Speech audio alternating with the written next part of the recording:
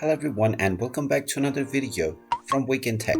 In this video, I'm going to show you how to answer surveys on the Swagbucks application. So let's get started right away. First of all, open up the Swagbucks application on your device and then log into your account if you haven't done so already by using your credentials or your social media accounts. Now once you are logged into your account, you will be taken into the home page from which you might see the option to answer surveys right at the home page. If you see this option, click on Start Survey Now and you will directly be taken into your survey. You can also tap on the Answer option at the bottom section alongside the Home option and you will be shown the various surveys that are available to you. Tap on the survey that is available and the one that you are interested in, and then tap on the I Understand option and the I Agree button to proceed forward with your survey.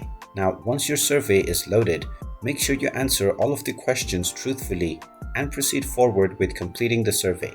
After you complete your survey and the survey is over, you can finish answering the last question and you will get your reward on your Swagbucks account right away. And there you have it. That is how you can proceed with answering survey questions to get rewards on Swagbucks. If you find this video helpful, make sure you hit that like button and subscribe to our channel if you haven't done so already. Also ring that notification bell to never miss another update from us. Thank you for watching and I will see you again in the next video.